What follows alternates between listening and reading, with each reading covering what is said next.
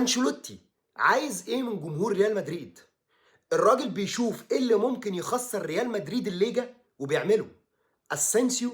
أفضل مدافع موجود في خط دفاع ريال مدريد في آخر 10، 15 ماتش من ساعة ما لعب، والراجل أثبت إن هو quality محترم جدًا تقدر تبني عليه وما تقدرش تستغنى عنه في ظل الأسماء الموجودة. فالراجل بيلاعب بيتيس برّه ملعبه في ماتش ما ينفعش تخسر عشان عندك منافسة صعبة جدًا بينك وبين أتلتيكو وبرشلونة، فأنت بتبدأ بألابا اللي هو كارثة أصلًا في خط دفاع ريال مدريد، اللي هو بقى له كتير أوي ما بياخدش، اللي هو غايب للإصابة من فترة طويلة، اللي هو عنده مشاكل كبيرة جدًا في التمركز والكرات العرضية، فالريال بيلبس كورنر من كرة عرضية، بيلبس كورة بباص ريسكي من إسكو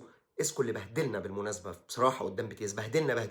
يعني. فبيلبس جون بسبب تمركز غلط لرودريجير وألابا، فالريال بيُعاقب إن أسينسيو ما بيلعبش، فأنشيلوتي بيُعاقب إن هو بيفتكس في التشكيلة، بالإضافة إن أنت أصلًا عندك مشاكل بسبب الإصابات الكتير اللي عندك، فما فيش مجال للافتكاس.